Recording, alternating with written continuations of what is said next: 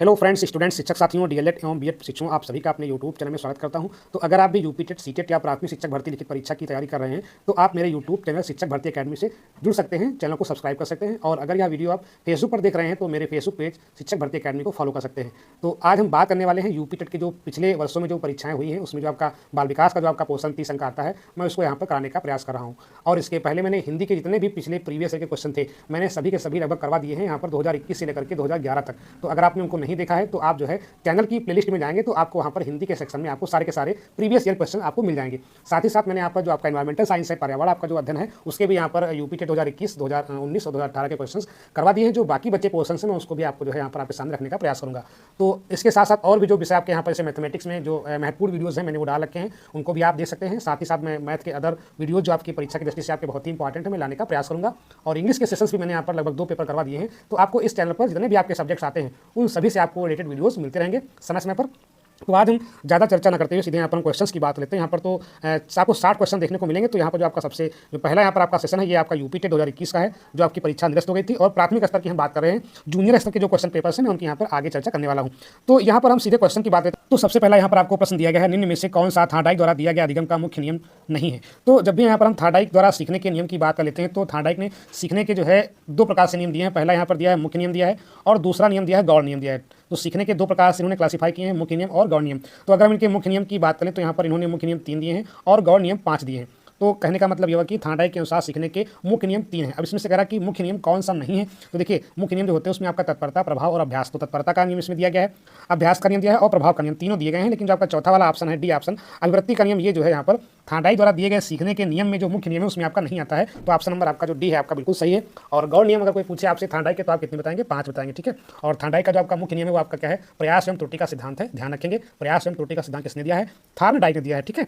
आगे हम बढ़ते हैं अगले क्वेश्चन पे। अगला क्वेश्चन आपको दिया गया यहाँ पर आपका कोहलर तथा कोफका के अनुसार सीखना होता है। तो जब भी हम बात कर लेते हैं यहाँ पर कोहलर कोफका की, तो देखिए इसमें अगर हम बात करें सबसे पहले यहाँ पर एक वर्ड आता है आपका गेस्टाल्टवाद आता है, ठीक है। क्या यहाँ पर आता है? गेस्टाल्टवाद आता है। तो जब हम गेस्टाल्टवाद की बात करते हैं तो यहाँ पर आपके मुख्य रूप से 3 आपके मनोवैज्ञानिक आते हैं। एक आपके कोहलर हो गए, दूसरे आपके यहाँ पर वर्दीमर हो गए और तीसरे आपके यहाँ पर कोफका हो गए, ठीक है। तो मैक्स वर्दीमर हो गया यहाँ पर आपके कोहलर और कोफका, इन्हें बोलते हैं गेस्टाल्टवादी।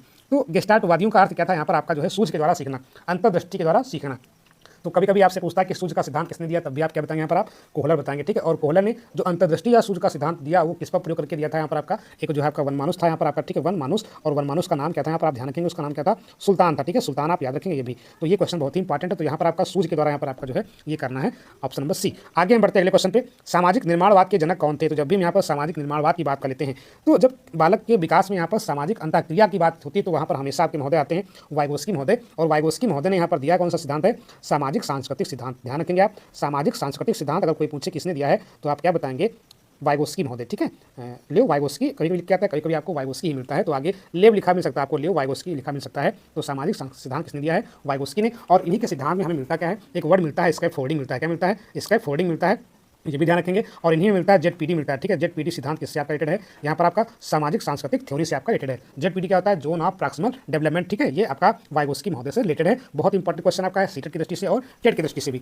आगे हम बढ़ते हैं अगले क्वेश्चन पे। अगला क्वेश्चन आपको दिया गया यहाँ पर आपका, निम्न में से कौन विकास की विशेषता नहीं है? तो जब भी हम विकास की बात करते हैं तो विकास क्या होता है यहाँ पर आपका? विकास से कुछ लक्षण होते हैं, कुछ विशेषताएं होती हैं। विशेषताएं देखिए, संचय क्या होता है? संचय मतलब क्या होता है कि विकास को हम समग्र रूप में देखते हैं, हर तरह का विकास। संचय मतलब होता है इकट्ठा। तो इकट्ठा में क्या होता है? वो आपका बच्चे का नैतिक विकास भी हो सकता है, बच्चे का सामाजिक विकास भी हो सकता है, बच्चे का भावनात्मक विकास भी हो सकता है, हर पहलू का विकास उसे बोलते हैं संचय विकास बोलते हैं। दिशात्मक क्या होता है? दिशात्मक मतलब होता है कि बच्चे का विकास क्या होता है? दिशा के अनुसार होता है, सिर से पैर की ओर। क्या होता है पर आपका? सिर से पैर की ओर होता है, ठीक है। और सिर से पैर को हम बोलते क्या है? मस्तकोद्मुखी बोलते हैं, ठीक है, मस्तकोद्मुखी बोलते हैं। ये आप ध्यान रखेंगे, मस्तकोद्मुखी बोल देते हैं। और विशिष्ट भी आपका होता है क्योंकि हर व्यक्ति या हर बालक का विकास क्या होता है? अपने में विशिष्ट होता है, उसका विशेष जो है उसकी जो योग्यताएं होती है उसके अकॉर्डिंग उसका डेवलपमेंट होता है बच्चे का। तो अब चौथा जो बच्चा आपका अनियंत्रित एवं स्वतंत्र होना, यही आपका यहाँ पर इसमें क्या है आपका? ये आपका ऑप्शन नहीं होता है। मतलब ये हो कि इसको हम यहाँ पर नहीं मानते हैं कि इसमें विकास की विशेषता में अनियंत्रित तो बिल्कुल नहीं होता है, स्वतंत्र भी नहीं होता है, ठीक है। आगे बढ़ते हैं अगले क्वेश्चन पे। अगला क्वेश्चन दिया गया है, हेरिडिटरी जीनियस पुस्तक के लेखक हैं। तो जब हम इस पुस्तक की बात कर लेते हैं हेरिडिटरी जीनियस, तो इसके लेखक आपके हैं फ्रांसिस गार्टन महोदय। कौन यहाँ पर आपके हैं? फ्रांसिस गार्टन महोदय। ध्यान रखेंगे, फ्रांसिस गार्टन। और गाल्टन ने जो है आनुवंशिकता के आधार पर पुस्तक लिखी थी, हेरिडिटरी जीनियस, और उसी के आधार पर जो इन्होंने इसका जो है यहाँ पर इस पुस्तक के लेखक हैं गाल्टन जी। आगे हम बढ़ते हैं अगले क्वेश्चन पे। संज्ञानात्मक संप्राप्ति का न्यूनतम स्तर है। देखिए हम जब भी बात करते हैं यहाँ पर आपका संज्ञानात्मक संप्राप्ति, तो देखिए बीएस ब्लूम की अगर हम यहाँ पर टैक्सोनॉमी की बात कर लें तो इन्होंने 3 पक्ष बताए थे यहाँ पर आपका, ज्ञानात्मक, भावात्मक और क्रियात्मक। तो इन्होंने ज्ञानात्मक की बात की, और ज्ञानात्मक में जो बीएस ब्लूम होते थे इन्होंने 6 स्तर बताए थे। कितने बताए थे यहाँ पर आपके? 6 स्तर बताए थे। तो सबसे नीचे जो आपका होता है यहाँ पर आपका ज्ञान होता है, उसके बाद आपका यहाँ पर बोध होता है, फिर आपका आता है अनुप्रयोग आता है, अनुप्रयोग, फिर आपका आता है विश्लेषण आता है, फिर आपका आता है संश्लेषण आता है, और फिर आपका आता है मूल्यांकन। ठीक है, तो 6 क्या बने आपके? ज्ञान, बोध, अनुप्रयोग, विश्लेषण, संश्लेषण और मूल्यांकन। तो सबसे निचले स्तर में देखिए यहाँ पर आपका क्या मिला? ज्ञान मिला है। ठीक है, क्या मिला यहाँ पर आपका? ज्ञान। तो ऑप्शन नंबर आपका जो भी है बिल्कुल आपका करेक्ट है। आगे हम बढ़ते हैं अगले क्वेश्चन पे। अगला क्वेश्चन दिया गया है सूक्ष्म शिक्षण का अंतिम सोपान है। देखिए जब भी हम यहाँ पर सूक्ष्म शिक्षण यानी कि माइक्रो टीचिंग की बात कर लेते हैं, हिंदी में क्या बोलते हैं इसको? इंग्लिश बोलते हैं माइक्रो टीचिंग बोलते हैं। और माइक्रो टीचिंग अगर हम देखें यहाँ पर, तो इनके जो जन्मदाता है वो आपके स्टैनफोर्ड यूनिवर्सिटी के आपके यहाँ पर थे, ये आपके DW एलन महोदय। DW एलन, आप नाम याद रखें, कभी कभी आपसे पूछ सकता है कि माइक्रो टीचिंग यानी कि सूक्ष्म शिक्षण के जन्मदाता कौन है, तो आप क्या बताएंगे? DW एलन बताएंगे। और देखिए जब माइक्रो टीचिंग हम करते हैं उसकी पूरी एक प्रक्रिया होती है। प्रक्रिया क्या होती है? पहले हम बनाते हैं क्या? योजना बनाते हैं। क्या बनाते हैं? योजना बनाते हैं। योजना की बात करते हैं क्या यहाँ पर हम? शिक्षा करते हैं। क्या करते हैं? शिक्षा करते हैं। और शिक्षा मतलब ये कि जब पढ़ाते हैं उसके बाद लेते क्या हैं? बच्चों का लेते हैं फीडबैक लेते हैं, मतलब उसको बोलते क्या है? प्रतिपुष्टि बोलते हैं। तो योजना हमने बनाई, फिर हमने टीचिंग की, फिर हमने यहाँ पर प्रतिपुष्टि किया। तो दोबारा में जब इसको एक बार और फॉलो करेंगे तो वहाँ पर क्या होता है? पुनः योजना लग जाता है। पुनः योजना, पुनः शिक्षा होता है, और पुनः प्रतिपुष्टि। तो प्रतिपुष्टि तो यहाँ पर बिल्कुल आपका नहीं, यहाँ पर तीनों में पुनः पुनः लगा हुआ है। तो जब पुनः योजना बनाएंगे, फिर पुनः शिक्षा करेंगे और पुनः प्रतिपुष्टि, तो सबसे अंत में क्या आएगा? पुनः प्रतिपुष्टि, यानी कि ऑप्शन नंबर सी क्या है आपका? बिल्कुल सही है। आगे हम बढ़ते हैं अगले क्वेश्चन पे।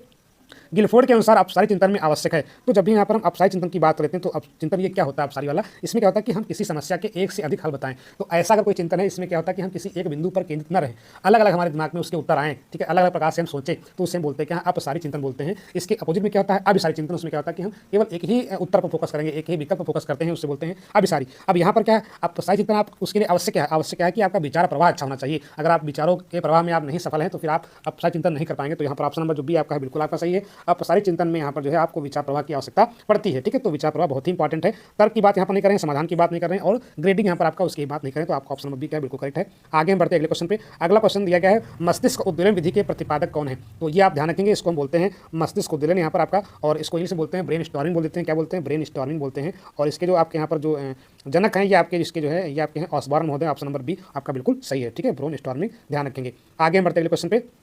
प्रासंगिक अंतर्बोध परीक्षण से कौन संबंधित है? देखिए जब भी हम बात करते हैं यहाँ पर आपका प्रासंगिक अंतर्बोध परीक्षण, इसका पूरा नाम बनता है क्या यहाँ पर आपका? TAT। क्या बनता है? TAT बनता है। T से होता है थीमेटिक, A से होता है अपरसेप्शन, T से होता है टेस्ट, तब बनता है आपका प्रासंगिक अंतर्बोध परीक्षण, थीमेटिक अपरसेप्शन टेस्ट। ठीक है, इतनी बात हो गई। एक आपका CAT होता है, ये भी आप साथ पढ़ लो। CAT होता है, C फॉर होता है चाइल्ड, A फॉर होता है अपरसेप्शन, T फॉर होता है टेस्ट, मतलब होता है बाल अंतर्बोध परीक्षण। वहाँ पे आपका प्रासंगिक है, तो यहाँ पर बाल अंतर्बोध परीक्षण। ठीक है, तो TAT की जो खोज की थी वो आपका थी यहाँ पर आपका CD मॉर्गन और मुरे, A और B दोनों यहाँ पर आपके, मतलब मॉर्गन व मुरे दोनों लोग थे। ठीक है, तो यहाँ पर आपका ऑप्शन नंबर सी क्या है? बिल्कुल आपका सही, A और B दोनों।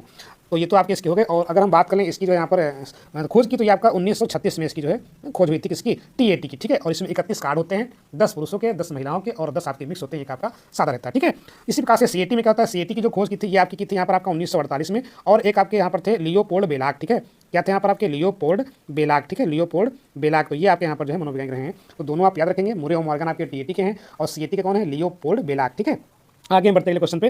अगला क्वेश्चन दिया गया है सृजनात्मक चिंतन की प्रथम अवस्था कहलाती है। तो जब भी यहाँ पर हम चिंतन करते हैं कैसा वाला? सृजनात्मक यानी कि क्रिएटिव, तो वहाँ पर सबसे पहले यहाँ पर जो अवस्था होती है वो करते हैं आयोजन करते हैं। मतलब किसी समस्या का हमें अगर चिंतन करना, तो हम पहले उसका आयोजन करते हैं, उसके बारे में सोचते हैं। ठीक है, तो यहाँ पर आपका आयोजन जो है यहाँ पर आपका पहला ऑप्शन बिल्कुल आपका सही है। आगे हम बढ़ते हैं अगले क्वेश्चन पे। उद्दीपक अनुक्रिया सिद्धांत का प्रतिपादन किसने किया था? तो उद्दीपक अनुक्रिया सिद्धांत का प्रतिपादक जो यहाँ पर आपके थार्डाइक महोदय हैं। ठीक है, कौन से यहाँ पर आपके? थार्डाइक। आपका बहुत ही इंपॉर्टेंट क्वेश्चन है, थार्डाइक महोदय द्वारा उद्दीपक अनुक्रिया सिद्धांत। आगे हम बढ़ते हैं अगले क्वेश्चन पे। कौन से कारक अधिगम को प्रभावित करते हैं? तो अधिगम माने क्या होता है? हमने बताया अधिगम का अर्थ क्या होता है? सीखना होता है। और इनको अगर हम सीखने को प्रभावित करने वाले कारकों की बात करें, तो यहाँ पर क्या होते हैं? व्यक्तिगत कारक भी होते हैं, बच्चों को प्रभावित करते हैं सीखने में। वातावरण संबंधी कारक भी क्या होते हैं? प्रभावित करते हैं। ठीक है, और सामाजिक कारक भी जो है प्रभावित करते हैं। तो यहाँ पर ऑप्शन क्या है? उपरिक्त तो सभी आपका जो है यहाँ पर आपका ऑप्शन सही है। ठीक है, डी ऑप्शन उपरिक्त तो सभी, क्योंकि सभी कारक क्या होते हैं इसको प्रभावित करते हैं। आगे हम बढ़ते अगले क्वेश्चन पे। अगला क्वेश्चन दिया गया है कि बहुबुद्धि का सिद्धांत किसने दिया था? तो जब हम बात करते हैं बहुबुद्धि यानी कि यहाँ पर मल्टीपल इंटेलिजेंस, तो एक पुस्तक थी थ्योरी ऑफ मल्टीपल इंटेलिजेंस। ठीक है, कौन सी थी यहाँ पर आपकी? Theory of multiple intelligence. किसने कहा था यहाँ पर? आपका गार्डनर महोदय ने। किसने कहा? गार्डनर महोदय ने। तो गार्डनर महोदय ने यहाँ पर बहुबुद्धि का सिद्धांत दिया था। तो यहाँ पर आप जो है गार्डनर के साथ जाएंगे, और गार्डनर ने यहाँ पर स्टार्टिंग में 7 प्रकार की बुद्धि बताई थी, उसके बाद एक और बढ़ी यहाँ पर आपका 8, और अब यहाँ पर इसमें 9 प्रकार की बुद्धियाँ जो है यहाँ पर गार्डनर महोदय ने बताई हैं। ठीक है, तो ये आपको मैंने पढ़ा दिया है। आप चाणक्य पृष्ठ में बुद्धि का पूरा चैप्टर आप देख सकते हैं, जहाँ पर भी आपको कोई कन्फ्यूजन हो उसको आप यहाँ पर पढ़ सकते हैं। आगे बढ़ते हैं। स्पीयरमैन ने दिया है, कौन सा? स्पीयरमैन बुद्धि का द्विकारक सिद्धांत, बुद्धि का समूह का सिद्धांत। तो जब भी हम स्पीयरमैन की बात करते हैं, तो स्पीयरमैन ने यहाँ पर द्विकारक और मतलब ये कि द्विकारक और त्रिकारक दोनों दिए हैं यहाँ पर आपको, द्विकारक और त्रिकारक। ठीक है, ये दोनों सिद्धांत उन्होंने दिए हैं। तो यहाँ पर आपका बुद्धि का द्विकारक है। द्विकारक में कौन कौन से कारक होते हैं मैंने बताया था यहाँ पर आपका। तो ऑप्शन यहाँ पर ए आपका सही है। एक होता है जी कारक, एक होता है एस कारक। जी को हम बोलते हैं जनरल यानी कि सामान्य कारक, एस को हम बोलते हैं क्या है स्पेसिफिक यानी कि विशिष्ट कारक। तो दो कारक आपके हैं, जी कारक और एस कारक, सामान्य और विशिष्ट कारक। ठीक है, तो ये सिद्धांत स्पीयरमैन ने दिया है बुद्धि का द्विकारक और त्रिकारक। आगे हम बढ़ते हैं अगले क्वेश्चन पे। प्रोजेक्ट विधि संबंधित है, तो प्रोजेक्ट विधि की जो खोज की थी वो किलपैट्रिक ने की थी, और यहाँ पर ध्यान रखेंगे प्रोजेक्ट विधि को हम किलपैट्रिक के साथ जोड़ेंगे। आगे हम बढ़ते हैं अगले क्वेश्चन पे। और रूसो को आपको पता है यहाँ पर आपका रूसो का जो है प्रकृतिवाद है सिद्धांत, मतलब ये कि अगर हम पूछे कि प्रकृतिवाद के जनक कौन, तो क्या बताएंगे आप, रूसो को बताएंगे। मांटेसरी आपको पता है कि मरिया मांटेसरी जो है यहाँ पर बच्चों को जो है वहाँ पर जो फाइन मोटर स्किल्स होती हैं, मतलब हाथ से पेंसिल को पकड़ना, इस तरह से जो यहाँ पर उन्होंने डेवलपमेंट किया था। ठीक है, प्री प्राइमरी की बात उन्होंने की थी। फ्रॉबेल जो है इनको बोलते हैं क्या, खेल विधि यानी कि जो है, अब क्वेश्चन बनता है आपसे यहाँ पर खेल विधि का, तो यहाँ पर आप क्या बताएंगे फ्रॉबेल। ठीक है, इसको बोलते हैं किंडर गार्डन बोलते हैं। क्या बोलते हैं, किंडर गार्डन। अगर पूछता है आपसे किसने खोज की थी तो आप क्या बताएंगे, फ्रॉबेल महोदय। ठीक है, या इसको हम बोलते हैं बालोद्यान बोलते हैं हिंदी में। क्या बोलते हैं, बालोद्यान। किंडर गार्डन मतलब के से किंडर हो गया, जी से गार्डन यानी कि केजी, और उसी पे आपका कॉन्सेप्ट चला है इस समय, एलकेजी यूकेजी चला है। ठीक है, आगे हम बढ़ते हैं अगले क्वेश्चन पे। पाठ योजना में छात्र के पूर्व अधिगम से संबंधित है। देखिए अभी क्या होता है, हम लोग बनाते हैं शिक्षण योजना। अब पहले क्या होता था, बनती थी पाठ योजना, अभी बनती है जूनियर सेक्शंस में। तो वहाँ पर क्या होता है कि अगर हम छात्रों के पूर्व ज्ञान का अनुभव करना चाहें कि बच्चे को पहले से कितना आता है, तो हम बच्चे से करते क्या है कि उस टॉपिक से रिलेटेड पहले ही प्रस्तावना प्रश्न करते हैं। क्या करते हैं, आप आपके प्रस्तावना प्रश्न करते हैं। और अगर आप शिक्षण कार्य में प्रस्तावना प्रश्नों का प्रयोग नहीं करें, इसका मतलब यह है कि आपकी शिक्षण प्रक्रिया सफल नहीं होगी। तो ऑप्शन नंबर जो आपका भी है बिल्कुल आपका सही है। प्रस्तावना प्रश्न ऐसे प्रश्न होते हैं जो उस टॉपिक तक हमको पहुंचा देते हैं आसानी से, मतलब जहाँ बच्चा समस्यात्मक हो जाता है, ऐसे हम क्वेश्चन पूछें जहाँ पर बच्चा समस्यात्मक हो जाएगा, वहीं से हम अपना टॉपिक जो है लिखना प्रारंभ कर देते हैं कि हम आज कौन सा टॉपिक पढ़ाने वाले हैं। आगे हम बढ़ते हैं अगले क्वेश्चन पे। गलत वाक्य को चुनें, इसमें कौन सा वाक्य गलत है। तो यहाँ पर दिया गया है छात्र सबसे अच्छा स्वाभाविक वातावरण में सीखते हैं, तो ये तो सही है। छात्र सबसे अच्छा करके सीखते हैं, ये भी सही है। छात्र सबसे अच्छा खेल के सीखते हैं, ये भी सही है। तो तीनों आपके सही है। तो आपका छात्र सबसे अच्छा नियंत्रित वातावरण में सीखते हैं, मतलब यह कि अगर आप बच्चों को कंट्रोल करते हो तो क्या वो अच्छा सीखते हैं, ऐसा बिल्कुल नहीं है। जब बच्चे को आप स्वतंत्र छोड़ देंगे तो बच्चा अच्छे तरीके से सीख जाएगा। तो ऑप्शन नंबर डी यहाँ पर क्या आपका गलत वाक्य है। आगे हम बढ़ते हैं अगले क्वेश्चन पे। अगला क्वेश्चन दिया गया कि संविधान के किस संशोधन से शिक्षा के अधिकार पर बल दिया गया है। तो संविधान का जो संशोधन था आपका 86वां, ये संशोधन जो था यहाँ पर आपका शिक्षा के अधिकार पर बल देता है। और यहाँ पर अनुच्छेद 21A की बात की गई है, चाहे आप अनुच्छेद 21A कहें चाहे आप अनुच्छेद 21 का कहें। तो आप ध्यान रखेंगे संविधान का संशोधन कौन सा आपका 86वां। ठीक है, आगे हम बढ़ते हैं अगले क्वेश्चन पे। शिक्षण के कार्य में सम्मिलित है, तो यहाँ पर देखिए जब भी हम शिक्षण कार्य करते हैं तो वहाँ पर मूल्यांकन कार्य भी होता है, उपचारात्मक कार्य भी होता है, निरात्मक कार्य भी होता है। ठीक है, तो ये तीनों कार्य होते हैं, मतलब यह कि उपयुक्त आपका सभी जो आपका ऑप्शन है बिल्कुल आपका सही है। क्योंकि शिक्षण कार्य में या शिक्षण के दौरान, शिक्षण के पश्चात ये हम सभी काम करते हैं, मूल्यांकन भी करते हैं, रेमेडियल भी करते हैं और निरात्मक भी करते हैं। ठीक है, आगे बढ़ते हैं अगले क्वेश्चन पे। अगला क्वेश्चन दिया आपका शिक्षण सबसे कम प्रभावशाली होगा जब भी शिक्षण की बात करते हैं तो यहाँ पर हम बात कर लेते हैं यहाँ पर आपका प्रभावशीलता। तो अगर प्रभावशीलता कम होगी इसका मतलब क्या है, शिक्षक एकाधिकारवादी होगा, विद्यार्थी निष्क्रिय रहेंगे, केवल लिखने पर बल हो। तो ये तीनों केस आपके यहाँ पर जो है होते हैं। तो यहाँ पर उपयुक्त सभी अगर आपका इसमें हम देखें तो बिल्कुल आपका सटीक आपका उत्तर है। अगर ऐसी तीनों स्थितियाँ बनती हैं तो प्रभावशाली शिक्षण आपका नहीं होगा। आगे हम बढ़ते अगले क्वेश्चन पे। भाषा रूपांतरण सिद्धांत दिया था, तो अगर हम बात कर ले भाषा रूपांतर सिद्धांत की, तो यहाँ पर ये आपके थे चौमस्की महोदय ने। और चौमस्की महोदय ने एक खास बात बताई थी कि भाषा सीखने में क्या होता है कि यहाँ पर आपका जो है एक LAD होता है। क्या होता है, LED नहीं LAD। LAD मतलब इसको बोलते हैं, L फॉर होता है लैंग्वेज होता है, क्या होता है लैंग्वेज होता है, और A से होता है एक्वाइजेशन होता है। क्या होता है यहाँ पर आपका एक्वाइजेशन। D फॉर होता है डिवाइस होता है। ठीक है, लैंग्वेज एक्वाइजेशन डिवाइस, इसको हिंदी बोलते हैं भाषा अधिग्रहण यंत्र बोलते हैं। क्या बोलते हैं, भाषा अधिग्रहण यंत्र बोलते हैं। तो भाषा अधिग्रहण यंत्र क्या होता है, सभी में होता है। ये किसने कहा था, यहाँ पर आपका चौमस्की ने बताया था। ठीक है, आगे हम बढ़ते हैं।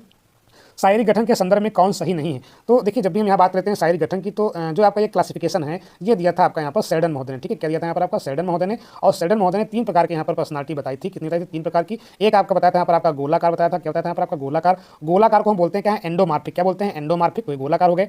एक दूसरे होते हैं आपके आयताकार होते हैं। क्या होते हैं यहाँ पर आपके आयताकार होते हैं, मीजोमार्फिक होते हैं, आयताकार होते हैं।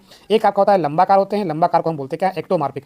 तो गोलाकार को बोलते हैं एंडोमार्फिक, आयताकार को बोलते हैं मीजोमार्फिक, और आपका बच्चा लंबाकार को बोलते हैं क्या, एक्टोमार्फिक। तो आपका चौथा जो सेकंड ऑप्शन बचा एंटोगोनिस्टिक, ये आपका नहीं होता है। किसके अनुसार, सेडन के अनुसार। तो सेडन ने व्यक्तित्व को 3 प्रकार से बांटा। पहला क्या बांटा, गोलाकार, उसको हम बोलते हैं क्या, एंडोमार्फिक बोलते हैं। दूसरा बांटा यहाँ पर आपका आयताकार मीजोमार्फिक, और तीसरा आपका लंबाकार एक्टोमार्फिक। तो आपका बी ऑप्शन इसमें बिल्कुल आपका सही नहीं है। आगे हम बढ़ते हैं अगले क्वेश्चन पे। निम्नलिखित में अप्रेरणा के घटकों की पहचान करें। तो अगर हम बात करें अप्रेरणा, तो अप्रेरणा में क्या होता है कि आवश्यकता भी होती है, अंतर्मोह भी होता है, ठीक है, प्रोत्साहन भी होता है। तो यहाँ पर उपयुक्त जो आपका सभी ऑप्शन है ये आपका बिल्कुल करेक्ट है, ऑप्शन नंबर डी।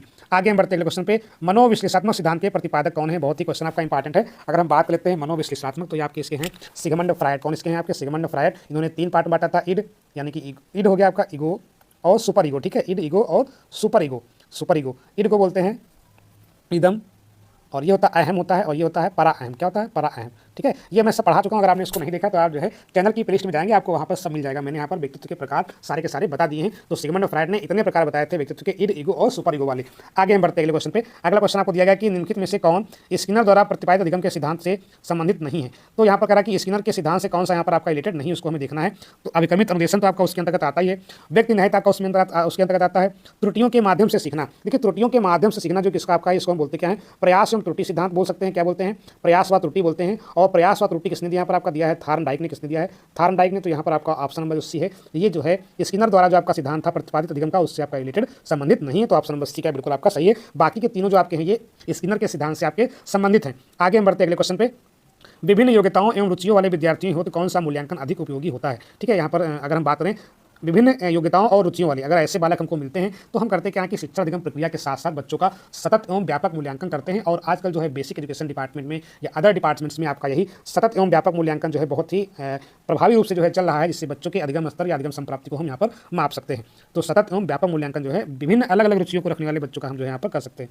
आगे हम बढ़ते अगले क्वेश्चन पे। निम्न में से कौन अनुदेशात्मक उद्देश्यों से संबंधित ब्लूम के वर्गीकरण के संज्ञात्मक पद से संबंधित नहीं। देखिए मैंने इसकी आशंका पहले की थी कि ऐसे क्वेश्चन आपसे बन जाएंगे। तो अभी हमने बताया कि वहाँ पर जो है जो भी ब्लूम की यहाँ पर टैक्सोनॉमी है, मैंने कहा कि ब्लूम ने यहाँ पर 3 प्रकार से क्लासिफाई किया। पहला क्या किया, ज्ञानात्मक, दूसरा आपका क्रियात्मक, तो तीसरा आपका भावात्मक। ठीक है, तो यहाँ पर से कर ले ज्ञानात्मक, भावात्मक, क्रियात्मक। क्रियात्मक हो जाता है आपका फाइन मोटर वाला आपका आता है। ठीक है, जो मोटर जो भी एक्टिविटी होती है। तो यहाँ पर हमें संज्ञानात्मक की मतलब बात की, ज्ञानात्मक की बात की। तो ज्ञानात्मक मैंने कहा था यहाँ पर आपके 6 स्टेप होते हैं। कौन कौन से आपके, पहला आपका होता है ज्ञान होता है, ज्ञान, फिर आपका होता है बोध होता है, ज्ञान बोध, अनुप्रयोग होता है आपका, तीसरा अनुप्रयोग होता है, चौथा आपका यहाँ पर होता है विश्लेषण होता है। क्या होता है आपका विश्लेषण होता है, और पांचवा आपका होता है संश्लेषण। ठीक है, संश्लेषण, और छठा आपका होता है मूल्यांकन। ठीक है, मूल्यांकन। तो ज्ञान बोध अनुप्रयोग विश्लेषण संश्लेषण मूल्यांकन, इसमें से कौन सा नहीं। तो देखिए ज्ञान तो आपका होता ही होता है, बोध भी आपका है, विश्लेषण भी है, चरित्र निर्माण आपका इसमें आपका नहीं मिला। ठीक है, तो ऑप्शन नंबर सी का बिल्कुल आपका करेक्ट है।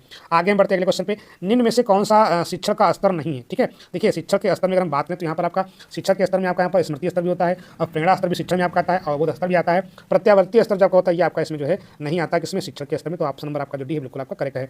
आगे हम बढ़ते अगले क्वेश्चन पे। विकास के मनोसामाजिक सिद्धांत का प्रतिपादन किया था। तो जब भी हम बात करते हैं मनोसामाजिक, ठीक है, तो वहाँ पर हम किसकी बात लेते हैं, एरिक्सन महोदय किसकी बात करते हैं, हम एरिक्सन महोदय की। और अगर आपसे पूछता है सामाजिक अधिगम का सिद्धांत कौन सा, यहाँ पर आपका सामाजिक अधिगम का सिद्धांत पूछ लेता है तो आप इसके साथ जाएंगे अल्बर्ट बंडूरा के साथ जाएंगे। किसके जाएंगे, अल्बर्ट बंडूरा। कब, जब यहाँ पर आपसे पूछे क्या सामाजिक अधिगम का सिद्धांत किसने दिया, तब बताएंगे आप अल्बर्ट बंडूरा। तो ये आपके जो है यूपी टेट 2021 के आपके 30 प्रश्न आपके जो है मैंने करवाने का प्रयास किया है। उम्मीद है कि आपको सेशन पसंद आया होगा। आगे हम बात कर लेते हैं यूपी टेट 2019 के जो पेपर में पूछे गए आपके 30 प्रश्न थे बाल विकास के, उनको यहाँ पर हम करने का प्रयास कर लेंगे। तो यहाँ पर देखिए आपका सबसे पहला जो आपका प्रश्न दिया गया है उसको हम देखने का प्रयास कर लेते हैं। तो सबसे पहला आपसे प्रश्न कह रहा है, यदि शिक्षक कक्षा में एक छात्र को समस्यात्मक बालक के रूप में पाता है, मतलब ये कि एक बच्चा है जो क्या समस्यात्मक है, तो उसे क्या करना चाहिए, तत्काल घर वापस भेज देना चाहिए, बिल्कुल गलत है। बच्चे को नजरअंदाज करना चाहिए, ये भी हमें नहीं करना है। बच्चे को दंड देना चाहिए, ये भी हमें नहीं करना है। बच्चे को परामर्श देना चाहिए, मतलब बच्चे को हमें सलाह देनी चाहिए कि बच्चा का समस्यात्मक है तो उसके हम कैसे उसकी काउंसलिंग करें, कैसे उसको हम एडवाइस करें। तो हमें सलाह देना चाहिए, ना कि उसे हम इन्हें तीनों काम ऊपर वाले करने चाहिए। आगे हम बढ़ते हैं अगले क्वेश्चन पे। पाठ्य सहगामी क्रियाएं मुख्यतः संबंधित हैं। देखिए पाठ्य सहगामी क्या होता है कि देखिए पहले क्या होता था, इसको हम बोलते थे एक्स्ट्रा करिकुलर एक्टिविटीज बोलते थे। ठीक है, लेकिन अभी क्या हुआ कि जो आपकी एनईपी लागू हुई है, इस एनईपी में जो है इसको अब यहाँ पर अलग से नहीं रखा गया है, इसको उसी आपका जो है पाठ्यक्रम में डाल दिया गया। तो अब ये पाठ्य सहगामी क्रियाएं नहीं आता है, ये आपका पाठ्यक्रम के अंतर्गत ही रखा गया है न्यू एजुकेशन पॉलिसी 2020 में। तो हालांकि ये क्वेश्चन पहले था, अभी आपका जो है 19 का पेपर है, तो वहाँ पर ये कह सकते हैं। तो यहाँ पर कह रहा कि छात्रों के मानसिक विकास से, छात्रों के सर्वांगीण विकास से, शैक्षिक संस्थानों के विकास से, छात्रों के वृत्ति विकास से। तो देखिए यहाँ पर आपका छात्रों के मानसिक विकास तो आपका उसका एक पार्ट हो गया, लेकिन जो पाठ्य सहगामी क्रियाएं होती है वो क्या होती है कि बच्चे का हमें 360 डिग्री डेवलपमेंट करना होता है। मतलब ये हम बोलते क्या है, सर्वांगीण विकास या चौमुखी विकास हम बोल सकते हैं। क्या बोलते हैं, सर्वांगीण विकास बोलते हैं या हम बोलते हैं चौमुखी विकास बोलते हैं। तो हमें हर बच्चे का यहाँ पर 360 डिग्री डेवलपमेंट करना है, विकास करना। तो यहाँ पर आपका सर्वांगीण विकास आपका करना है। ठीक है, संस्थानों के विकास की हम बात नहीं करेंगे, छात्रों के बढ़ते विकास की यहाँ पर हम बात मुख्य रूप से हम यहाँ पर सर्वांगीण विकास की बात कर लेते हैं। आगे हम बढ़ते हैं अगले क्वेश्चन पे। निम्न में से किसने अधिगम सिद्धांत का प्रतिपादन नहीं किया।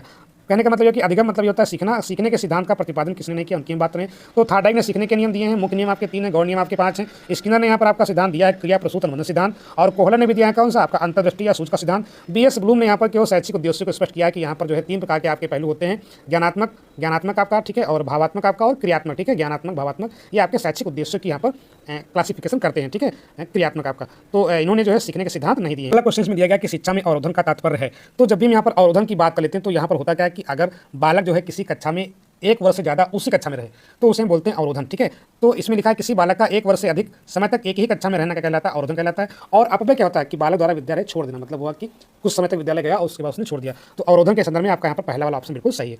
आगे हम बढ़ते अगले क्वेश्चन पे। अगला क्वेश्चन आपसे कह रहा है, निम्न में से किस कौशल में पूर्व ज्ञान का परीक्षण आता है।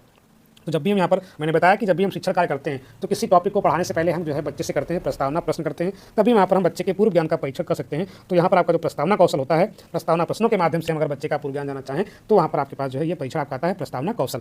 आगे हम बढ़ते हैं अगले क्वेश्चन पे।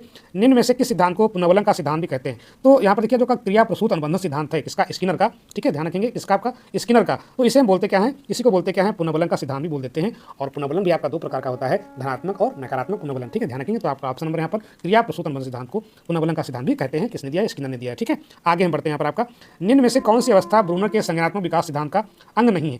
तो देखिए यहाँ पर अगर हम बात करें यहाँ पर ब्रूनर के संज्ञानात्मक विकास की, तो इनके अनुसार जो ये अवस्था क्रियात्मक अवस्था है, प्रतिबिंबात्मक अवस्था है और संख्यात्मक अवस्था, ये इनके जो है सिद्धांत के अंग हैं। लेकिन जो आपका अंतः प्रज्ञा अवस्था होती है ये आपका जो है किसका आपका है, ये आपका होता है जीन पियाजे में। किसमें होता है यहाँ पर आपका, जीन पियाजे में। और जीन पियाजे में जब आपका यहाँ पर हम बात करते हैं पूर्व संक्रियात्मक अवस्था की, किसकी बात कर लेते हैं, पूर्व संक्रियात्मक अवस्था की। तो पूर्व संक्रियात्मक अवस्था में 4 से 7 जो आपकी वर्ष की आयु होती है उसे हम बोलते हैं अंतः प्रज्ञावस्था बोलते हैं, ठीक है। ये क्वेश्चन आपका इंपॉर्टेंट है बहुत ही, तो इसलिए आप इसको ध्यान रखेंगे। अगला प्रश्न यहाँ पे दिया गया है, मॉरिसन ने बौद्ध स्तर के शिक्षण प्रतिमान में 5 पदों का वर्णन किया है, वह हैं। तो देखिए यहाँ पर अगर हम बात करें यहाँ पर स्तरों की, तो यहाँ पर देखिए स्मृति स्तर और बौद्ध स्तर दो की हम बात करते हैं। तो स्मृति स्तर में वहाँ पर 5 पद दिए गए हैं और इसी प्रकार से बौद्ध स्तर में 5 पद दिए गए हैं। तो बौद्ध स्तर को जो क्लासीफाई किया है स्तरों में यहाँ पर आपका मॉरिसन महोदय ने किया है। तो उनके अनुसार जो आपके ये पद हैं इनको हमें क्रम में लगाना है, इनका सही क्रम क्या है। तो सबसे पहले क्या आता है यहाँ पर आपका आता है खोज आता है, मतलब सेकंड वाला आता है। फिर खोज के बाद क्या होता है यहाँ पर आपका प्रस्तुतिकरण होता है, तो आपका पहला हो गया। प्रस्तुतिकरण के बाद क्या होता है यहाँ पर आपका आत्मीकरण यानी कि चौथा हो जाएगा। उसके बाद आपका यहाँ पर संगठन और उसके बाद लास्ट में क्या आता है आपका वाचन या अव्यक्तीकरण। तो सही क्रम क्या बनेगा आपका यहाँ पर खोज, प्रस्तुतिकरण, आत्मीकरण, संगठन और उसके बाद यहाँ पर आपका वाचन। तो अगर हम देखें ऑप्शन यहाँ पर तो आपका सेकंड, फिर पहला, फिर फोर्थ, फिर आपका थर्ड, फिर फिफ्थ, आपका ऑप्शन नंबर सेकंड यहाँ पर क्या है बिल्कुल आपका सही है। आगे हम बढ़ते हैं अगले क्वेश्चन पे। अगला क्वेश्चन हमको दिया गया है, निम्न में से कौन सा संज्ञानात्मक क्षेत्र से संबंधित नहीं है? देखिए जब भी हम बात कर लेते हैं यहाँ पर आपका संज्ञानात्मक क्षेत्र की, तो देखिए बीएस ब्लूम महोदय ने जो है यहाँ पर आपके 3 क्षेत्र बताए थे। कौन कौन से आपका यहाँ पर, एक तो आपका संज्ञानात्मक हो गया, दूसरा आपका होता है भावात्मक, तीसरा आपका क्रियात्मक। तो संज्ञानात्मक पक्ष में यहाँ पर जो है बीएस ब्लूम ने 6 बताए थे, यहाँ पर आपके स्तर बताए थे। यहाँ पर आपके पहला आपका आता है ज्ञान होता है, फिर आपका बोध, अनुप्रयोग, ज्ञान, बोध, अनुप्रयोग, विश्लेषण, संश्लेषण और मूल्यांकन। तो ज्ञान भी इसमें होता है, बोध भी होता है, अनुप्रयोग भी होता है, लेकिन मूल्यांकन होता है यहाँ पर अनुमूल्यन दिया गया। तो ये ऑप्शन आपका जो है यहाँ पर संज्ञात्मक क्षेत्र से संबंधित नहीं है बीएस ब्लूम के, ठीक है। तो ऑप्शन नंबर 3 क्या बिल्कुल आपका सही है। आगे हम बढ़ते हैं अगले क्वेश्चन पे, निम्न में से कौन सा अधिगम वक्र नहीं है? तो जब भी हम यहाँ बात करते हैं अधिगम मतलब सीखना, तो सीखने में क्या होता है पठार की जो है उसमें परिकल्पना होती है कि अगर बच्चा यहाँ पर सीखते सीखते एक ऐसी अवस्था आती है कि वहाँ पर जो है बच्चे का सीखने की प्रक्रिया रुक जाती है, उसे हम बोलते हैं अधिगम पठार बोलते हैं। तो यहाँ पर कह रहे हैं अधिगम का वक्र नहीं है। तो अगर हम अधिगम के वक्र की बात करें तो यहाँ पर आपका उन्नतोदर भी होता है, मिश्रित भी होता है और नतोदर भी होता है, लेकिन जो आपका यहाँ पर लंबवत वाला प्रकार है ये आपका जो है इसमें अधिगम वक्र में आपका नहीं आता है। तो ये जो है सीखने के वक्र होते हैं, ठीक है। इन पे भी क्वेश्चन जो है हमेशा बन जाते हैं। तो हम सीखने के वक्रों के साथ जो है विधिवत जो है अध्ययन करने का प्रयास करेंगे आगे के सेशंस में। आगे हम बढ़ते हैं अगले क्वेश्चन पे। यहाँ पे दिया गया व्यवहार के कारण व्यवहार में परिवर्तन ही अधिगम है। तो अगर हम देखें ये जो परिभाषा है किसने कहा यहाँ पर आपका, ये आपकी परिभाषा गिलफोर्ड महोदय की है। तो आप ध्यान रखेंगे ये इंपॉर्टेंट है, व्यवहार के कारण व्यवहार में परिवर्तन ही अधिगम। तो ये अधिगम की परिभाषा, किसकी परिभाषा यहाँ पर आपकी है, अधिगम की परिभाषा है। और अधिगम की परिभाषा कभी न कभी आपसे एक पूछ लेता है, तो हमें इस तरह से भी यहाँ पर तैयार होना है अधिगम की परिभाषा को लेकर के। आगे हम बढ़ते हैं अगले क्वेश्चन पे। अगला क्वेश्चन आपको दिया गया यहाँ पर आपका सूची ए तथा सूची बी को सुमेध करिए। तो यहाँ पर हमें मिलाना है। तो देखिए जब भी हम बात करते हैं यहाँ पर आपका ब्रूनर महोदय की, तो ब्रूनर महोदय का संबंध आपका यहाँ पर दिया गया है, ये आपका संप्रत्यय उपलब्धि शिक्षक प्रतिमान से है। तो ये एक आ जाएगा आपका यहाँ पर चौथे में, ठीक है। सुबेल जो यहाँ पर आपके हैं ये आपके जो यहाँ पर अग्रिम संगठक शिक्षा प्रतिमान, इसका आपका संबंध है। ग्लेजर महोदय ने बताया था बुनियादी शिक्षा प्रतिमान दिया था, ठीक है। तो ग्लेजर का आपका जाएगा फर्स्ट से। और गार्डन महोदय जो है ये आपके साइनेटिक शिक्षा प्रतिमान से रिलेटेड हैं। तो आप जो है इनको इस प्रकार से अरेंज कर सकते हैं। तो यहाँ पर देखिए अगर हम ऑप्शन में देखें तो एक आपका यहाँ पर चौथा है, बी का आपका यहाँ पर जो है तीसरा है। तो ए का चौथा, बी का तीसरा, और हम देखते हैं तीसरे का यहाँ पर आपका पहला है और दूसरे डी का आपका दूसरा है। तो यहाँ पर चौथा, तीसरा और ऑप्शन नंबर यहाँ पर आपका सेकंड क्या है बिल्कुल आपका सही है। आगे हम बढ़ते हैं अगले क्वेश्चन पे। समस्या समाधान का प्रथम चरण है। तो जब भी हम किसी समस्या का समाधान करते हैं तो उसमें जो प्रथम चरण होता है, तो हम वहाँ पर समस्या की पहचान करते हैं कि यह समस्या है क्या। फिर समस्या की पहचान करने के बाद हम वहाँ पर समस्या की जो परिकल्पना है उसका निर्माण करते हैं। तो हम परिकल्पना निर्माण सेकंड स्टेप पर करते हैं। तो जो आपका पहला यहाँ पर आपका है समस्या की पहचान, ये जो है इसका प्रथम चरण है। और दूसरा कौन सा होता है आपका परिकल्पना निर्माण होता है। और तीसरा आपका होता है यहाँ पर आपका आंकड़ा यानी कि संग्रहण होता है। और चौथा आपका यहाँ पर जो है परिकल्पना का परीक्षण होता है। तो पहला स्टेप पूछा हमसे, तो यहाँ पर आपका समस्या की पहचान, ऑप्शन नंबर सेकंड आपका सही है। आगे हम बढ़ते हैं, बालकों का अधिगम सर्वाधिक प्रभावशाली होगा। तो यहाँ पर हम बात कर रहे हैं प्रभावशाली अधिगम की। तो कब होगा, शिक्षक अधिगम प्रक्रिया में आगे होकर बालकों को निष्क्रिय रखेगा। तो ये तो आपका यहाँ पर जो है बिल्कुल आपका गलत दिख रहा है, इससे आपका प्रभावशाली नहीं होगा। बालकों का संज्ञानात्मक भावात्मक तथा मनोचालक पक्षों का विकास होगा। ठीक है, मतलब यह हुआ कि अगर हम बच्चे के संज्ञानात्मक भावात्मक और मनोचालक जो BS ब्लूम ने डिफाइन किए हैं, अगर इन पक्षों का हम विकास करते हैं तो वहाँ पर क्या होता है कि अधिगम अधिक प्रभावशाली होता है। पढ़ने लिखने की गणितीय कुशलताओं पर ही बल देना, ये हमें बिल्कुल नहीं करना है, स्पेशली करना है लेकिन सब कुछ हमें देखना है। शिक्षण व्यवस्था एकाधिकारवादी होगी तब प्रभाव बिल्कुल सही गलत है, ये आपका एकाधिकारवादी होगी तो यहाँ पर शिक्षण प्रभावशाली नहीं होगा। तो ऑप्शन नंबर सेकंड बिल्कुल आपका सही है। आगे हम बढ़ते अगले क्वेश्चन पे, स्मृति स्तर और बोध स्तर के शिक्षा प्रतिमान की संरचना में कौन सा सोपान उभयनिष्ठ है? तो यहाँ पर दोनों जो है शिक्षा प्रतिमानों में जो आपके दो स्तर हैं, स्मृति स्तर और बोध स्तर। ठीक है, स्मृति स्तर और बोध स्तर, तो इन सभी में क्या है 5-5 आपके स्तर दिए गए हैं, 1 2 3 4 5। ठीक है, इस तरह से इसमें भी आपके 5 हैं। कह रहा है कि दोनों में कॉमन कौन सा स्तर है? तो दोनों में अगर हम कॉमन की बात करें तो यहाँ पर जो आपका प्रेजेंटेशन होता है, प्रस्तुतिकरण, ये आपका दोनों में कॉमन होता है। ठीक है, तो याद रखेंगे स्मृति स्तर और बोध स्तर में दोनों में कॉमन कौन सा स्तर होता है? प्रस्तुतिकरण। आगे हम बढ़ते अगले क्वेश्चन पे, मानव विकास का प्रारंभ होता है। तो जब भी हम यहाँ पर मानव के विकास की बात करते हैं तो मानव विकास हमेशा गर्भावस्था से प्रारंभ हो जाता है। ठीक है, और गर्भावस्था से लेकर के जीवन पर्यंत आपका यहाँ पर चलता रहता है।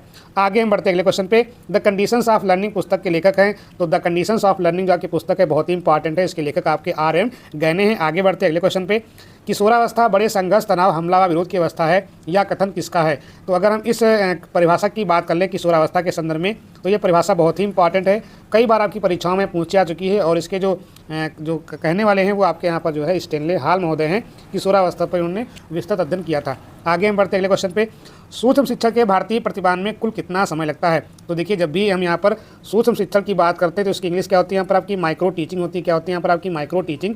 और हम जब बात करते हैं माइक्रो टीचिंग, तो माइक्रो टीचिंग का जो यहाँ पर हम जन्मदाता की बात कर लें या खोज की बात कर लें तो आपके थे DW एलन महोदय। DW एलन, ये आप नाम याद रखेंगे, कभी कभी आपसे पूछ सकता है कि सर्वप्रथम जो है माइक्रो टीचिंग किसने डेवलप किया, तो आप क्या बताएंगे? DW Allen. हालांकि इनके साथ इनके कई सहयोगी भी थे। अब हम यहाँ बात करते हैं कि इसमें जो है कितना समय लगता है। तो देखिए, जब माइक्रो टीचिंग करते हैं तो हमारा सबसे पहला प्लान क्या होता है कि हम योजना बनाएं। क्या बनाएं? योजना बनाएं। और योजना बनाने के बाद हम करते क्या है? फिर टीचिंग करते हैं, मतलब शिक्षण करते हैं। ठीक है, शिक्षण करते हैं।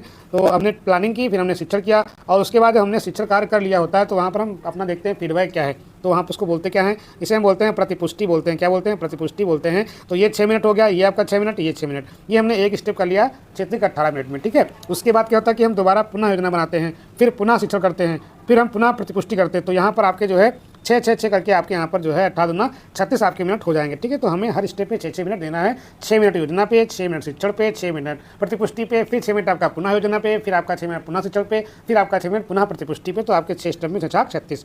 आगे हम बढ़ते हैं अगले क्वेश्चन पे, सीखने का पठार सीखने की प्रक्रिया के मुख्य अभिलक्षण हैं जो उस स्थिति को प्रकट करते हैं जिसमें सीखने की प्रक्रिया में कोई उन्नति नहीं होती है। तो ये जो परिभाषा आपकी है सीखने के पठार से आपका रिलेटेड है, और ये परिभाषा रास महोदय की है। तो आप इस परिभाषा को एक बार पढ़ लेंगे, समझ लें कि अगर इस प्रकार की परिभाषा आपसे पूछी जाती तो वो रास महोदय से आप उसको जोड़ सकते हैं। आगे हम बढ़ते हैं अगले क्वेश्चन पे, स्तंभ ए था, स्तंभ बी को हमें मिलाना है। एनिमल इंटेलिजेंस जो पुस्तक है ये आपके यहाँ पर थार्डाइक से आपके रिलेटेड है। थार्डाइक पुनर्बलन की सूची, तो आपको पता है कि पुनर्बलन का सिद्धांत किसने दिया यहाँ पर आपका? ये आपका स्टिनर महोदय हैं। सार्वभौमिकता का नियम जो है ये किसने दिया आपका यहाँ पर? ये आपके गेस्टाल्टवादी जो है यहाँ पर आपका गेस्टाल्ट है। अनुकूलन जो है वो पियाजे से आपका रिलेटेड है। तो ध्यान रखेंगे, ऑप्शन यहाँ पर आपका पहले का आपका यहाँ पर थर्ड है, दूसरे का आपका यहाँ पर चौथा है, तीसरे का आपका पहला है, और डी का आपका सेकंड। तो ऑप्शन नंबर जो आपका यहाँ पर पहला है ये आपका बिल्कुल सही है। आगे हम बढ़ते अगले क्वेश्चन पे। अगला क्वेश्चन हमसे कह रहा है कि विकास कभी ना समाप्त होने वाली प्रक्रिया है, या कथन विकास के किस सिद्धांत से संबंधित है? तो विकास क्या कभी भी यहाँ पर आपका समाप्त नहीं होता है और अनवरत चलता रहता है। और किधर होता है? सिर से पैर की ओर होता है, मस्तकाधोमुखी। ठीक है, ये आप यहाँ पर ध्यान रखेंगे। तो आपका यहाँ पर ये कह रहा है कि कभी ना समाप्त होने वाली प्रक्रिया मतलब क्या? वो कंटिन्यू है, निरंतर है। तो यहाँ पर निरंतरता के सिद्धांत से हम यहाँ पर जोड़ सकते हैं।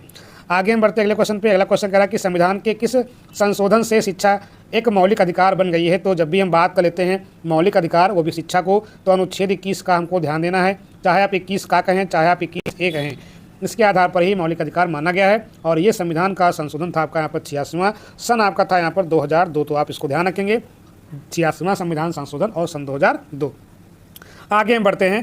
अभिप्रेरणा के मूल प्रवृत्ति सिद्धांत के प्रतिपादक कौन है? तो जब भी यहाँ पर हम मूल प्रवृत्ति की बात कर लेते हैं, चाहे वो क्रोध हो, चाहे जो है यहाँ पर प्रेम हो, चाहे भय हो, ये सभी क्या होते हैं? मूल प्रवृत्तियाँ हैं। तो जब भी हम यहाँ पर मूल प्रवृत्ति की बात करें तो यहाँ पर आपकी 14 मूल प्रवृत्तियाँ होती हैं। और किसने बताया है? विलियम मैकडूगल ने। तो मैकडूगल को आप कभी मत भूलिए, ये आपका हमेशा साथ देंगे। ऑप्शन नंबर थर्ड बिल्कुल आपका सही है।